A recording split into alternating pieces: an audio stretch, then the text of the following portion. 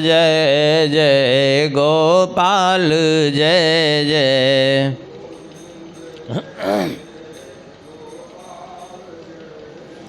श्री राधा रमण हरि गोविंद जय जय।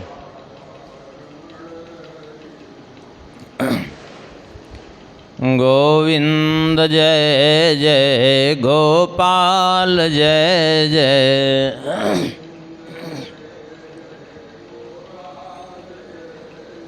श्री राधा रमण हरि गोविंद जय जय।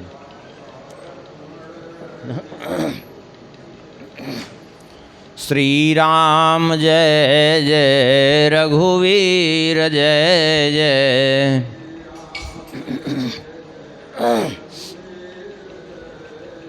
सीतारमण श्री रघुनाथ जय जय।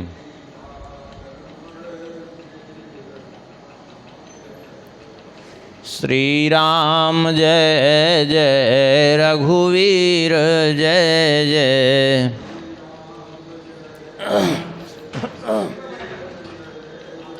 सीतारमण श्री रघुनाथ जय जय।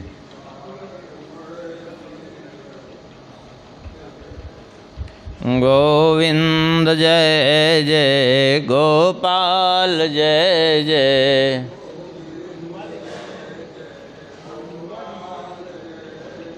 श्री राधा रमण हरि गोविंद जय जय।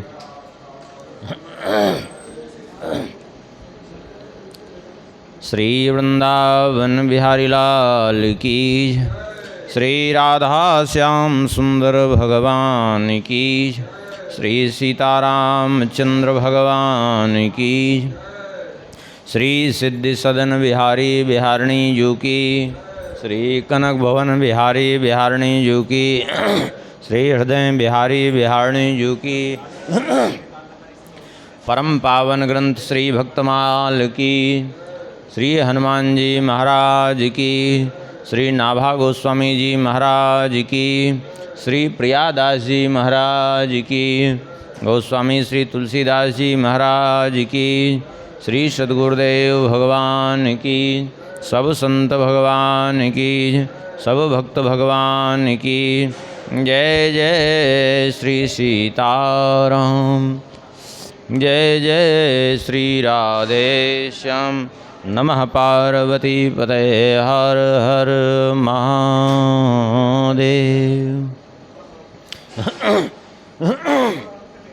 हरिशरणम परम मंगलमय प्रात पर अखिलेश्वर, अकारण करुणावरुणालय भक्तवांछा कल्पतरु। भगवान की महती कृपा करुणा से श्री भक्तमाल ग्रंथ के माध्यम से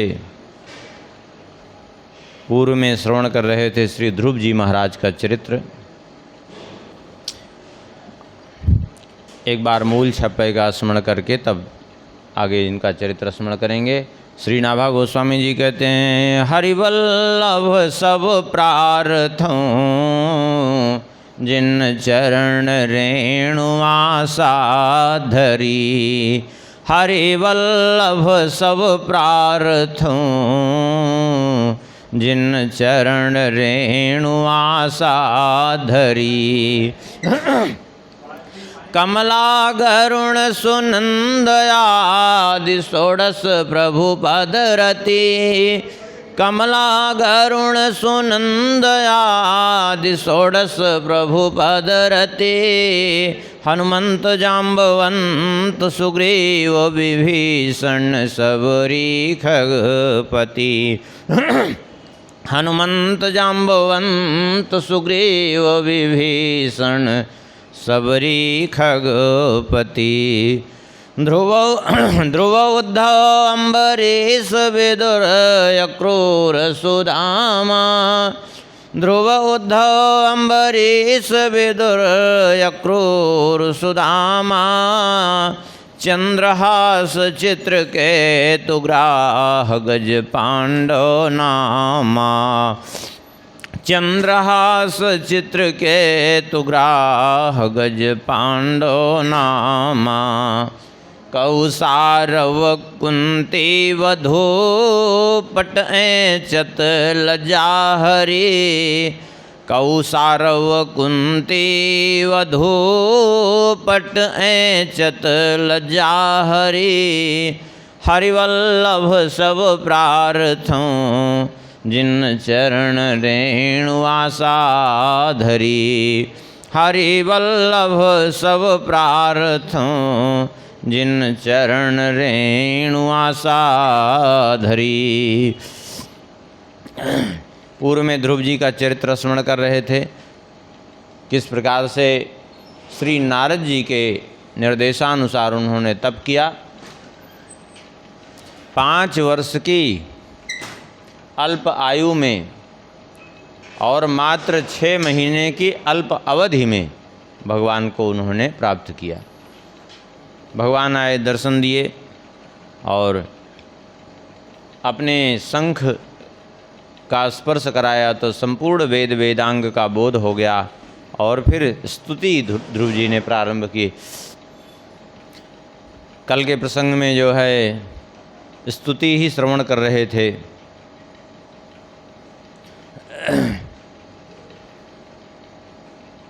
12 श्लोकों में ध्रुव जी महाराज ने स्तुति की है, जिसमें कुछ श्लोक कल श्रवण कर चुके थे स्तुति के, कुछ श्लोक शेष हैं। अब आगे ध्रुव जी भगवान से क्या मांग रहे हैं। कल के प्रसंग में श्रवण किए थे कि ध्रुव जी ने कहा, प्रभु संसार की कोई वस्तु मांगना, इसका मतलब आपकी माया के द्वारा उसकी बुद्धि ठगी गई है, आपकी माया के द्वारा उसकी बुद्धि मारी गई है, इसलिए संसार की वस्तु मांगता है। तब फिर ध्रुव जी ने क्या मांगा, तो ध्रुव जी कहते हैं, हे प्रभु भक्तिम मोह प्रवाहताम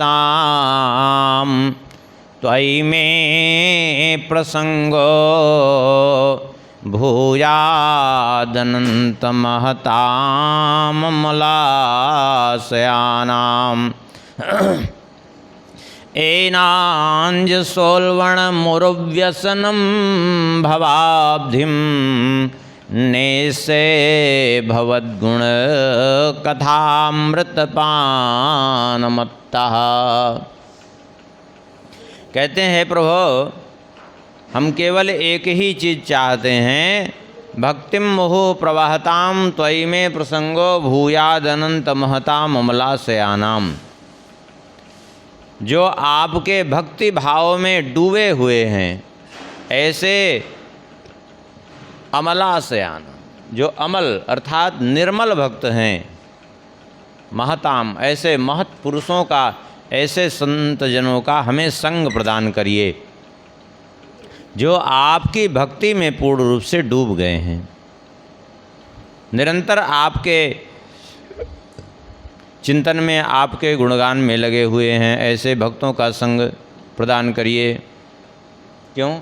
अरे भगवान को प्राप्त करने के बाद फिर ये संतों का, महापुरुषों का संग क्यों मांग रहे हैं ध्रुव जी? क्या कारण है?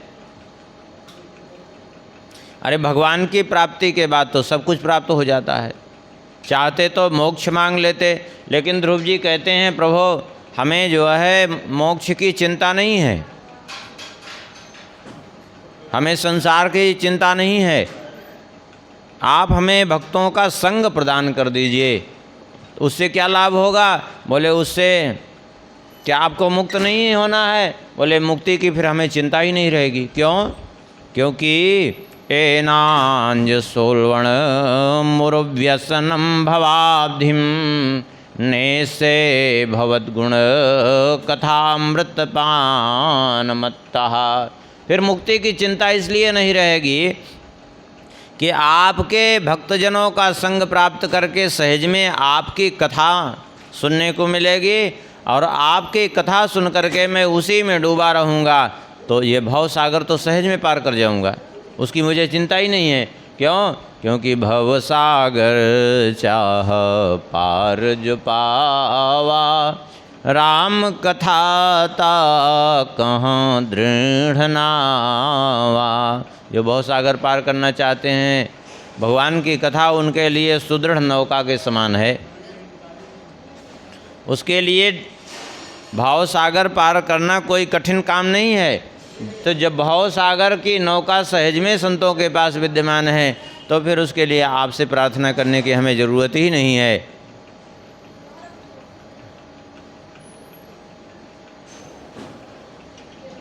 संतों का संग तो हमने इसलिए मांगा है क्योंकि जो चीज़ आपके पास नहीं है, आपकी प्राप्ति से सब कुछ मिल जाता है, लेकिन आपकी प्राप्ति के बाद भी जो शेष रहा वो संतों के पास मिल जाएगा। क्या प्राप्ति के बाद, भगवत प्राप्ति के बाद क्या शेष रहा? बोले प्रभु आपकी प्राप्ति के बाद सब कुछ सुलभ है, लेकिन एक चीज़ आपके पास नहीं है। क्या? बोले आपकी कथा।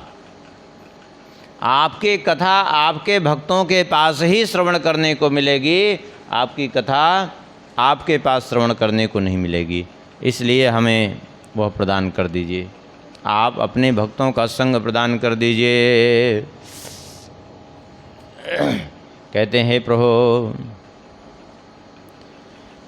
तेना स्मरन्त्यतितरां प्रियमी समर्त्यम्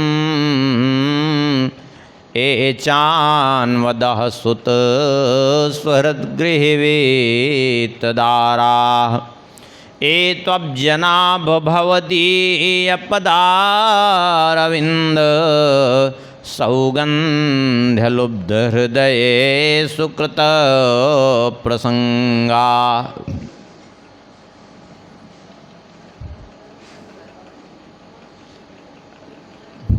तो कथा तो सुनने को मिलती है संतों के संग से, और क्या लाभ होता है? श्री ध्रुव जी कहते हैं तेना स्मरन्त तितराम प्रियमी समर्त्यम ये चान वदह सुत सुहृद गृहवित्तदारा। जो आपके चरण कमलों में जिनका चित्त लग गया है, ऐसे महत् पुरुषों का जो संग करते हैं, अर्थात जिनका चित्त आपके चरण कमलों में पूर्णतया लगा हुआ है, ऐसे महत् पुरुषों का संग करने वाले व्यक्ति को लाभ क्या होता है? बोले स्वाभाविक रूप से उसकी संसारासक्ति नष्ट हो जाती है। संसार की आसक्ति सहज भाव से उसकी विलीन हो जाती है, समाप्त हो जाती है। यही बात भगवान ने एकादश स्कंध में उद्धव जी से कहा। वहाँ बहुत से साधन भगवान ने गिनाए। नरोधयति माम योगो न सांख्यम धर्म एव चा न स्वाध्यायस्तपस्त्यागो नेष्टापूर्तम न दक्षिणा व्रतानि यज्ञच्छन्दांसि तीर्थानि नियमायिमा यथा वरुन्धे सत्संगा सर्वसंगापहो इमाम।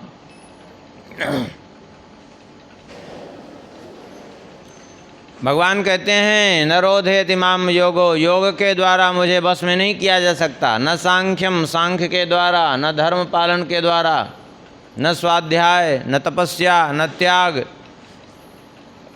न बड़े बड़े यज्ञ, न तीर्थ, नियम, यम, वेदों के स्वाध्याय, इन सब से बस में नहीं किया जा सकता मुझे। केवल एक साधन है, यथा वरुंधे सत्संग, सत्संग से मुझे बस में किया जा सकता है। अब कहेंगे सत्संग में ऐसी क्या विशेषता है जो इन सब में नहीं है, जो सत्संग से भगवान बस में हो जाते हैं?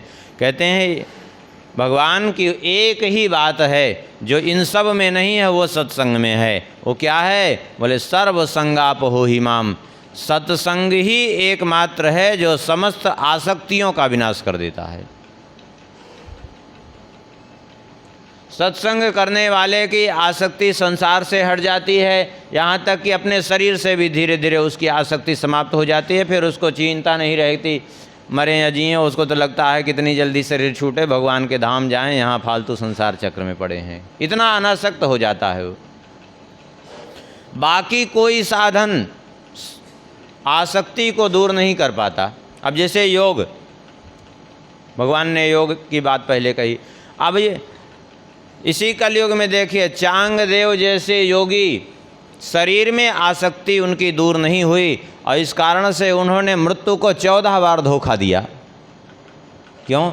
मृत्यु को क्यों धोखा दिया? मृत्यु आती थी तो शरीर को छोड़ देना चाहिए, लेकिन जानबूझ करके जब मृत्यु का समय आता तो वो अपने प्राणों को ब्रह्मरंध्र में स्थापित करके सारे शरीर को शून्य कर देते कि यमदूत आकर के मुर्दा देख करके चले जाते।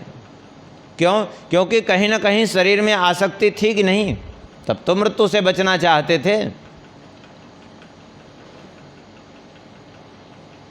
तपस्या को देख लीजिए, बड़ी बड़ी तपस्या किया, दैत्यों ने भी तपस्या किया है, लेकिन आसक्ति दूर नहीं हुई उनकी।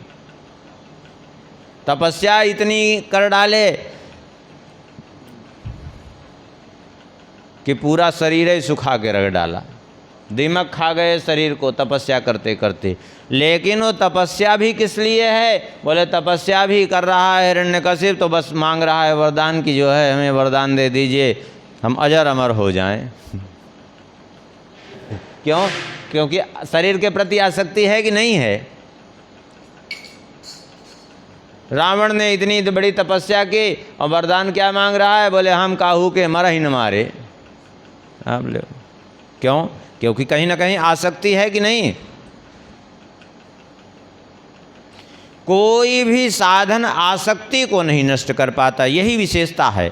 अन्य साधनों की अपेक्षा सत्संग में, सत्संग ही एक ऐसा है कि वो आसक्ति से मुक्त कर देता है, और सारी समस्या की जड़ है आसक्ति। अभी सामान्य सत्संग रूप से थोड़ा बहुत सत्संग करने वाले से भी आप बात करिए तो सोचेगा कि अब हो गया, अब उम्र हो गई, अब छूट जाता शरीर तो ठीक है। कोई नहीं ये चाहेगा कि जो है अब हम जीवित रहें। हाँ, वही चाहेगा जो सत्संग से विमुख है। बताइए, चाहेगा? कोई नहीं चाहेगा। क्यों? क्योंकि अनासक्त हो जाता है। ये है विशेषता। अभी किसी सत्संग करने वाले से, किसी संत से मिलिए तो ये नहीं कहेंगे कि हमको बहुत दिन जीना है, ये मिल जाए वो मिल जाए, बस वो भगवान के चरणों में अनुराग बना रहे, चाहे 10 दिन की ज़िंदगी हो, चाहे अभी छूट जाए शरीर, कोई फर्क नहीं। क्यों? अनासक्त हो गया वो, संसार से भी अनासक्त। देखिए, बड़े बड़े साधन करने के बाद भी आसक्ति के कारण ही कुछ पाने की चेष्टा करते हैं, दूसरे का तक छीनने की चेष्टा की दैत्यों ने। लेकिन जो आसक्त हो गए, दूसरे अनासक्त हो गए सत्संग के प्रभाव से, दूसरे की छीनने की कौन कहे? बड़े बड़े चक्रवर्ती राजपथ को ठोकर मार के चल दिए। क्यों? अनासक्त हो गए। यही है विशेषता सत्संग में।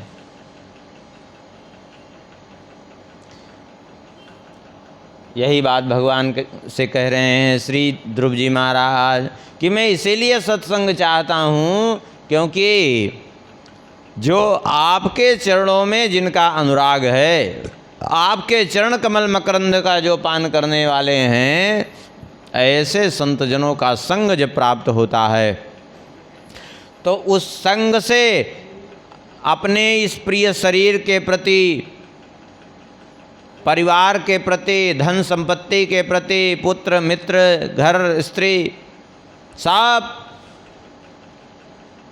के प्रति वे अनासक्त हो जाते हैं। फिर कहीं उनकी आसक्ति नहीं रह जाती है। इसलिए हे प्रभु, हमें जो है केवल यही चाहिए, आप अपने भक्तों का संग हमें प्रदान करते रहिए, और हमें कुछ चाहिए नहीं। आए थे किस लिए? आए थे इसलिए कि जो है पदम त्रिभुवनोत्कृष्टम, त्रिभुवन का सर्वोच्च पद मिले माता जी के बागबाणों से विद्ध होने के बाद। लेकिन भगवान का भजन करने के बाद जब उस आनंद की प्राप्ति हुई, तब उनको लगा कि कोई पद श्रेष्ठ नहीं है, सब व्यर्थ है। वास्तव में सबसे उत्तम आनंद तो है किसमें? बोले भगवान के भजन में, भगवान की कथा में। क्यों?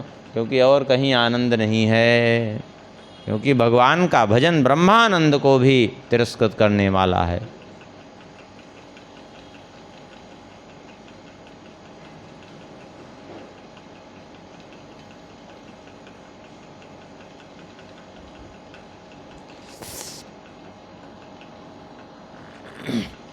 कहते हैं प्रभु कल्पांत एतदखिलम जठरेण गृह्णन् सेते पुमान् स्वदृगणन्त सखस्तदङ्के यन्नाभिसिन्धुरुः काञ्चन लोकपद्म गर्भेद्युमान् भगवते प्रणतोऽस्मि तस्मै। हे प्रभु कल्पांत एतदखिलम जठरेण गृह्णन्, कल्प के अंत में यह सारा एतद अखिलम विश्वम, यह सारा जगत आपके ही द्वारा प्रकट हुआ। कैसे प्रकट हुआ? बोले आपके ही द्वारा। कल्प के अंत में आपके नाभि से कमल प्रकट हुआ, उसी पर ब्रह्मा जी प्रकट हुए, उन्हीं के माध्यम से सारा जगत प्रकट हुआ। ये सारा जगत आप में ही समाया हुआ था। जैसे एक बीज के अंदर संपूर्ण वृक्ष छुपा रहता है और वो बीज से जब बाहर निकलता है अंकुरित होकर के तो पूरा विशाल वृक्ष रूप ले लेता है, उसी प्रकार से आपसे ही ये प्रकट होकर के संपूर्ण विश्व के रूप में, विश्व रूपी वृक्ष के रूप में स्थित हो गया। हे प्रभु स्वयं ब्रह्मा जी भी आप ही से यन्नाभिसिन्धुरुः कांचन लोक पद्मक गर्भेद्युमान भगवते प्रणतोस्मि तस्मै, जिनके नाभि सिंधु से अर्थात नाभि रूपी समुद्र से, सारा समुद्र कहाँ? बोले नाभि में स्थित, उसी से स्वयं ब्रह्मा जी भी उत्पन्न हुए। हे नाथ हम आपकी क्या स्तुति करें, आप तो स्वयं त्वं नित्य मुक्त परिशुद्ध विशुद्ध आत्मा कोटस्स आदि पुरुषो भगवास्त्रधीशः यद्बुद्ध्यवस्थितमखण्डितया स्वदृष्ट्या दृष्टा स्थितावधिमुखो व्यतिरिक्तया से। हे प्रभु त्वं नित्य मुक्त परिशुद्ध विशुद्ध आत्मा, आप नित्य मुक्त हैं, विशुद्ध हैं, शुद्ध सत्वमय हैं और आत्मा हैं सबकी, और सब में रह कर के सबसे परे रहते हैं। सब में रह कर के भी एक तरह से साक्षी रूप में सबके हृदय में विराजमान रहते हैं और सब में होते हुए भी निर्विकार हैं, कोई विकार आप में नहीं। आदि पुरुष हैं, षडैश्वर्य संपन्न हैं और समस्त गुणों के आप अधीश्वर हैं। हे प्रभु हम आपकी बारंबार वंदना करते हैं।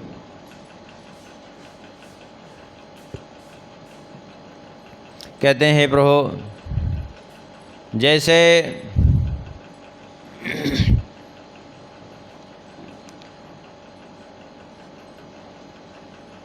गाय अपने बच्चे को जन्म देती है, अब बच्चे को जन्म देती है तो अपने जन्मे बच्चे को, बछड़े को दूध पिलाती है, उसे दूसरे पशुओं से बचाती है।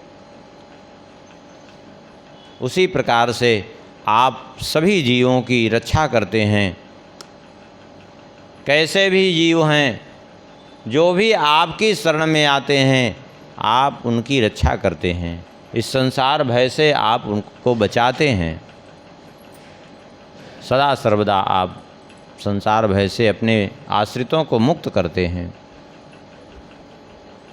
सुनकर भगवान बड़े प्रसन्न हुए। भगवान ने ध्रुव जी से कहा, वेदाहम ते व्यवसितम हृदि राजन्य बालक तत्प्रयक्षामि भद्रम ते दुरापमपि सुब्रत। भगवान ने कहा, हे ध्रुव तुमने उत्तम व्रत का पालन किया है और मैं तुम पर प्रसन्न हूँ। यद्यपि अभी तुम नहीं चाह रहे हो, अभी तुम कह रहे हो हमें कुछ नहीं चाहिए, संत महापुरुषों का संग ही चाहिए, फिर भी पहले तुम्हारे मन में पाने की इच्छा थी, तुम सर्वोच्च पद पाने की इच्छा से घर से चले थे तपस्या करने के लिए, और यह संकल्प मैं तुम्हारे हृदय का जानता हूँ।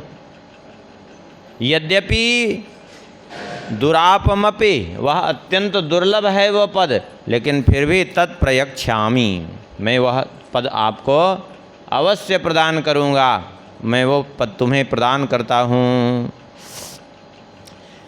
नान्यैरधिष्ठितं भद्र यद्भ्राजिष्णु ध्रुवक्षिति, यत्र ग्रहश्च ताराणां ज्योतिषां चक्रमाहितम्।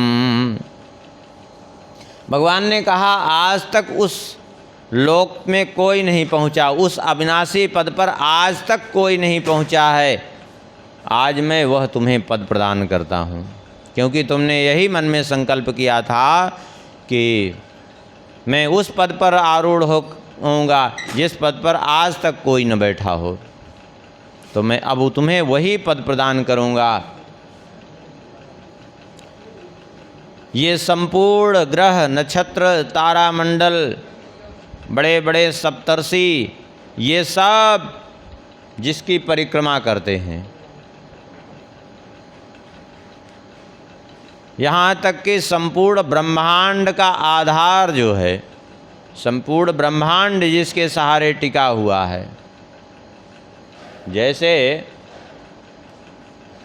किसी डोरी में लटका दिया जाए कोई गोलाकार वस्तु, उसमें विभिन्न खाने बने हों, और उसमें जगह जगह किसी किसी चीज़ को लटका दिया जाए, वो अपने चक्कर में घूमते रहते हैं। आधार कौन है? जिसके सहारे वो लटका हुआ है। ठीक इसी प्रकार से ये सारे ग्रह चक्कर मार रहे हैं, सारे जितने ग्रह हैं, सूर्य, चंद्र, मंगल, बुध, बृहस्पति, शुक्र, शनि, राहु, केतु, स्थिर कोई नहीं है। सारे ग्रह जो है निरंतर चल रहे हैं, स्थिर कोई नहीं है, निरंतर सभी चल रहे हैं। यहाँ तक कि सारे तारे मंडल भी जो है निरंतर चल रहे हैं। तो अलग अलग दिशा में कोई क्यों नहीं जाते, सब अपनी स्थिति में जो है चक्कर लगा रहे हैं। जिनका जो स्थान निर्धारित है उसी में वो परिक्रमा कर रहे हैं। तो परिक्रमा किसकी कर रहे हैं? उसी ध्रुवलोक की परिक्रमा कर रहे हैं। उसी के आधार पर सब जो है, क्योंकि सबका आधार वही है, उसी के आधार पर सब अपने अपने जो जिसकी कक्षा निश्चित है, जो जिसका क्षेत्र निश्चित है, उसके बाहर कोई नहीं जा सकते, बाहर कोई नहीं जा सकते। अपने क्षेत्र में ही घूमेंगे, अपने जो है बनाए हुए जितना उनका मार्ग निश्चित है, उस मार्ग से बाहर नहीं हो सकते कोई भी। ये भगवान की व्यवस्था है। जैसे मनुष्य हैं, मनुष्य अपने दायरे में है, अभी पृथ्वी लोक पर इधर उधर चाहे जितना घूमें, लेकिन अब वो चाहे कि हम जो है पाताल लोक भी जाएं और स्वर्ग लोक भी जाएं और महर लोक, जन लोक भी जाएं, तो जा सकता है क्या? नहीं। अपनी परिधि में वो जो है निर्धारित है, वो देश काल परिस्थिति में बंधा हुआ है। ऐसे ही सभी के लिए निर्धारित स्थान है।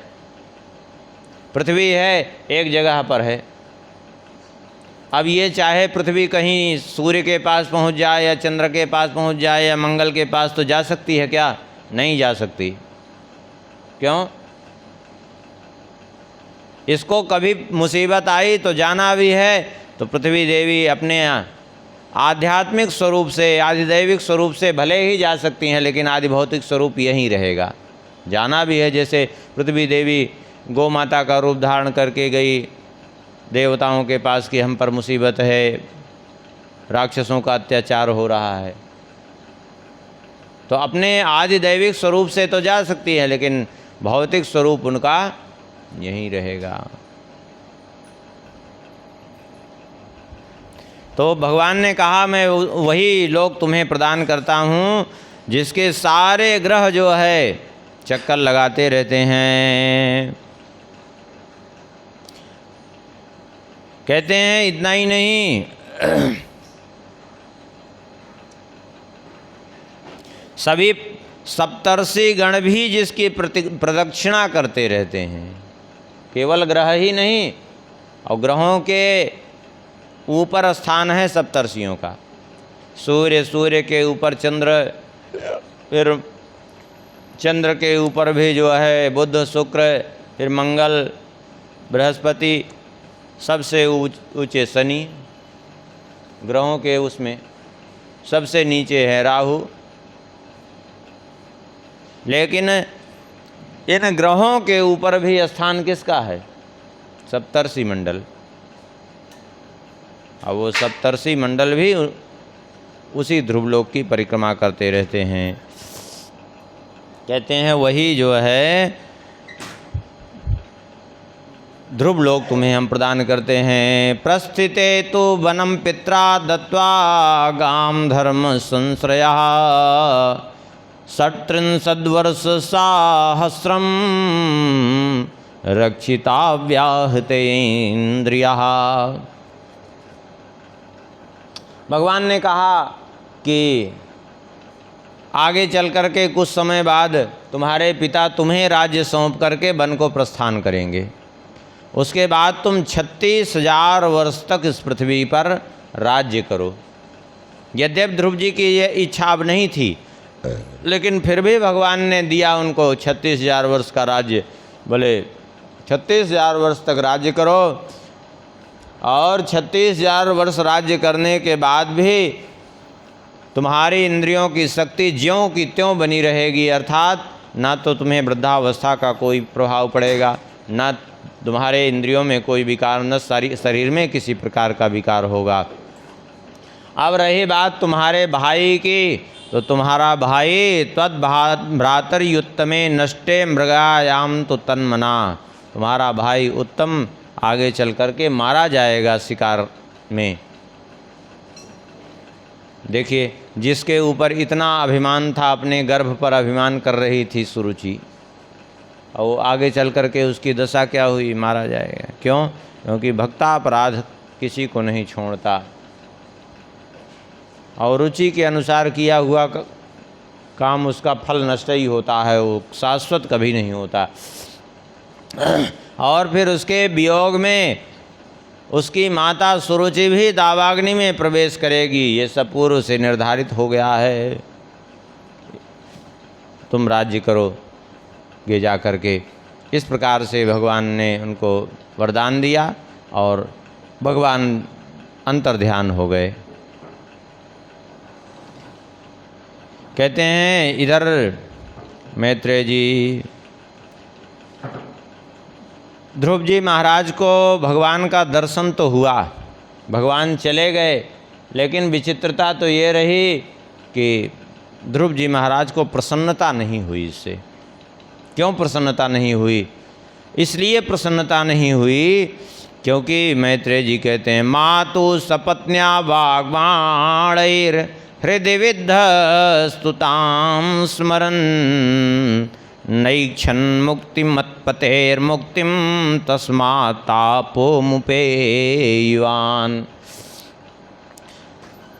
अपनी सौतेली माता के वचन रूपी बाणों से विद्ध होने के कारण जो इनके मन में सर्वोच्च पद की कामना उत्पन्न हुई थी, ध्रुव जी विचार करते हैं कि कितना बड़ा अनर्थ हो गया।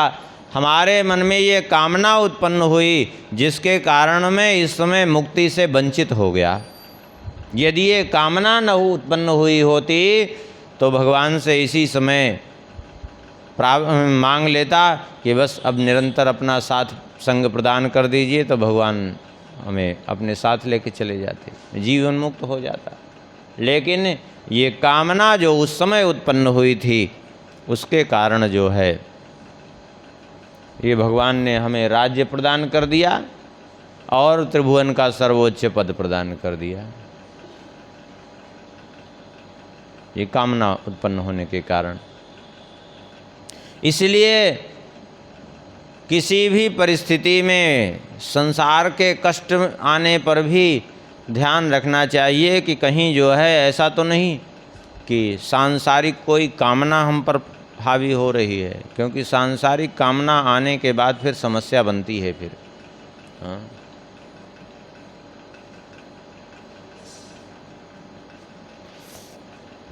एक अब तो भगवत धाम गए, नाम नहीं लेंगे, बहुत भागवत के अच्छे प्रवक्ता, उन्होंने एक बार गोवर्धन वाले श्री पंडित जी से, श्री गया प्रसाद पंडित जी महाराज से, उन्होंने कहा कि भागवत के प्रति उनकी बड़ी निष्ठा थी। उन्होंने कहा कि जो है भागवत जी तो कल्प वृक्ष हैं, भगवान तक को प्रदान कर देने वाले, फिर हमें भगवान की प्राप्ति क्यों नहीं हुई, हम वृद्ध हो गए। तो पंडित जी ने एक बात कही, कहा कि जिस चीज़ के लिए आपने भागवत जी का आश्रय लिया, क्या उस चीज़ में कोई कमी है क्या? अर्थात जिस समय तुमने भागवत जी का आश्रय लिया तो ये नहीं सोचा हमें भगवान की प्राप्ति, बल्कि ये सोच करके लिया कि इससे हमें धन की प्राप्ति होगी, मान प्रतिष्ठा की। आज उसमें कोई कमी है क्या? बोले कोई कमी नहीं है। बोले तब फिर बताइए भागवत जी का क्या दोष है? हाँ, जिस हेतु से आपने उनका आश्रय लिया वो तो आपको दे ही दिया उन्होंने।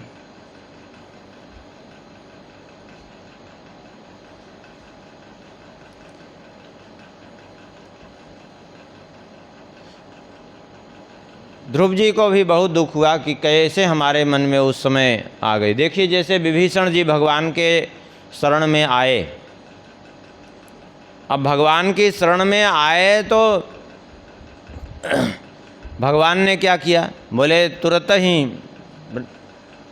ही राज तिलक दे, सारा जो है उनको लंका का आधिपत्य प्रदान कर दिया भगवान ने। अब क्यों प्रदान कर दिया?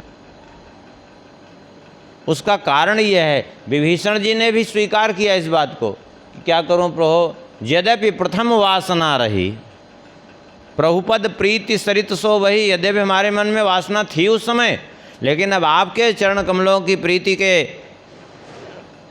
प्रवाह में वो सब बह गई वासना। लेकिन फिर भी वो वासना तो हो गई थी, इसलिए प्रदान कर दी भगवान ने। क्यों? क्योंकि जब विभीषण जी को ठोकर मार करके रावण ने निष्कासित किया, विभीषण जी वहाँ से चले, तब विभीषण जी चले तो उनके मन में आया कि मैं श्री राम जी की शरण में जा रहा हूँ, रावण का विनाश करेंगे श्री राम जी, मैं उनसे प्रार्थना करूँगा कि कम से कम जो यहाँ की निर्दोष प्रजा है वो न मारी जाए। विचार करते करते विभीषण जी के मन में आया कि जा रहा हूँ श्री राम जी की शरण में, तो श्री राम जी ने बाली को मारा तो उसका राज्य तो सुग्रीव को दिया, शरण में आया था सुग्रीव, इसका मतलब रावण को मारेंगे तो रावण का राज्य हमें प्रदान करेंगे। हाँ, अब ये भावना जो आई थी, इस भावना के कारण क्या हुआ? इस भावना के कारण श्री राम जी ने राज प्रदान कर दिया, क्योंकि ये वासना के कारण ही बार बार जन्म मृत्यु का चक्र है, ये वासना ही बार बार जन्म मृत्यु के चक्र में डालती रहती है। इसलिए इससे सावधानी की बहुत आवश्यकता है, न जाने कब भटका दी वासना। यही बात श्री ध्रुव जी को आज पीड़ा दे रही है कि भगवान आए हमारे सामने, दर्शन दे करके चले गए, लेकिन क्या करूं, ये हमारी विमाता के वचन रूपी बाणों के कारण आज मुझे भगवान से पुनः दूर होना पड़ा। इसलिए ध्रुव जी को प्रसन्नता नहीं है, ध्रुव जी बड़े दुखी हैं। मन ही मन विचार करते हैं, कितने बड़े आश्चर्य की बात है कि बड़े बड़े महापुरुषों को जिनको प्राप्त करने में कई कई जन्म लग जाते हैं और 6 महीने में हमें प्राप्ति हुई, फिर भी मेरी कुबुद्धि ने मुझे दूर कर दिया।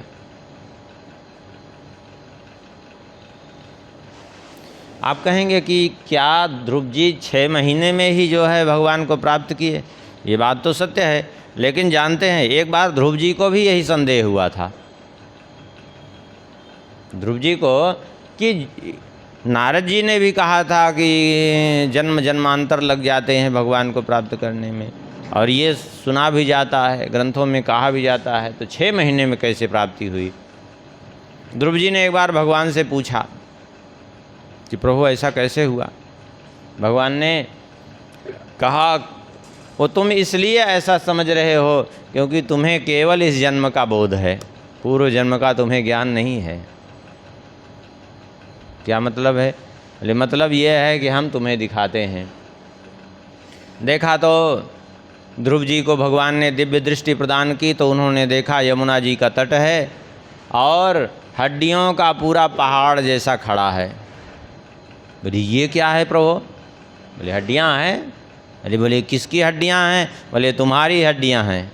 हमारी? बोले हाँ, ये तुम आते थे जन्म जन्मांतर तक, कई जन्मों तक तुमने यहाँ तपस्या की थी, तपस्या करते करते शरीर छोड़ देते, फिर जो है जन्म होता, फिर तपस्या करते, फिर शरीर छोड़ देते, तपस्या करते करते अब इस जन्म में जो है इतना मात्र शेष रह गया था जो 6 महीने करके तुमने पूर्ण कर लिया। यदि तुम्हारा पूर्व जन्म का संस्कार नहीं होता तो सुरुचि इस प्रकार से तुम्हें कटुवचन नहीं कहती, और सुरुचि के कटुवचन कहने पर भी तुम्हारे हृदय में इस प्रकार से ठेस नहीं आती, और किसी को ठेस लगती भी है तो वो लड़ता झगड़ता है, तपस्या करने के लिए कोई नहीं जाता, अपना अधिकार मांगने की चेष्टा करता है। तुम तपस्या के लिए क्यों प्रेरित हुए? तुम्हारी माता ने भी तपस्या के लिए क्यों प्रेरित किया? क्योंकि किसी ने प्रेरित नहीं किया, बल्कि भगवान कहते हैं मैंने प्रेरित करवाया। चाहे वो विमाता के द्वारा हो और चाहे तुम्हारे पिता के द्वारा तुम्हारा आदर न करना हो, और चाहे तुम्हारी माता की जीवा पर बैठ करके तुम्हें प्रेरित करवाना हो, सारी क्रिया मेरे द्वारा हुई, और नारद जी को भेज करके मैंने ही तुम्हें मार्गदर्शन भी दिया। हाँ, क्योंकि भक्ति बीज विनसय नहीं जो जुग जाहि अनंत, अथवा भक्ति बीज विनसय नहीं बीते जन्म अनंत, ऊंच नीच कुल उपजे पर रहे संत का संत। क्योंकि पूर्व का संस्कार ही मनुष्य को वहाँ ले जाता है। यदि पूर्व का संस्कार नहीं होता तो कैसे जो है, कितने बच्चे मार खाते हैं अथवा अपमानित होते हैं, कितने बच्चे तपस्या करने जाते हैं बताइए? जाते हैं कोई? लोग कह देते हैं कि तुलसीदास जी पत्नी के बड़े भक्त थे, ऐसा कहते हैं ना।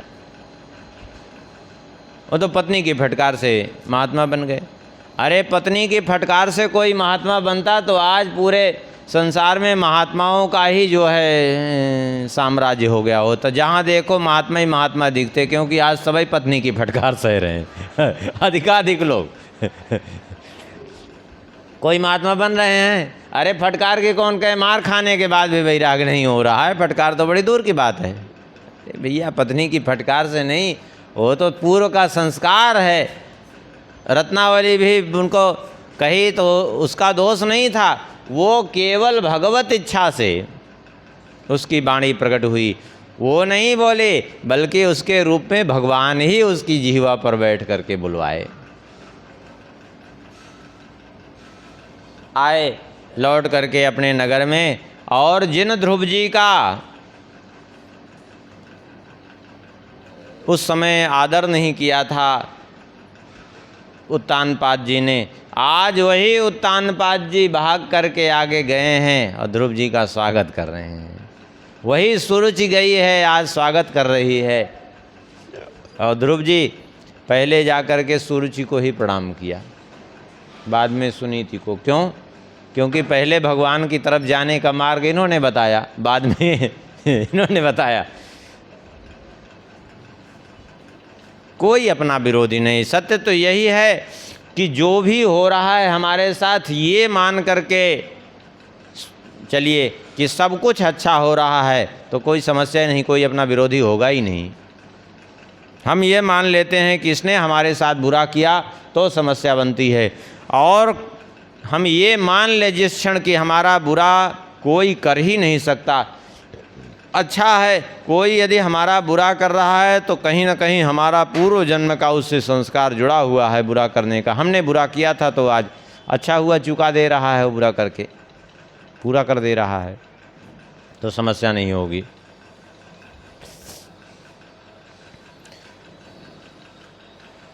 कुछ समय तक इन्होंने राज्य किया पुत्तानपाद जी ने। उसके बाद राजपद इनको सौंप करके चले गए वन में। इधर ध्रुव जी राज्य करने लगे। एक दिन इनका भाई उत्तम गया शिकार खेलने के लिए। विचार करिए, इसी को कुबुद्धि कहते हैं। एक शिकार मात्र के लिए यक्ष से झगड़ा हुआ और उस यक्ष ने मार डाला इनको। ध्रुव जी को सूचना मिली कि यक्ष ने आपके भाई को मार डाला, तो सेना लेकर के यक्षों पर आक्रमण कर दिया। बड़ा भयंकर युद्ध हुआ। यद्यपि बहुत सी माया से यक्षों ने प्रकट की, क्योंकि देवयोनि ही है यक्ष योनि।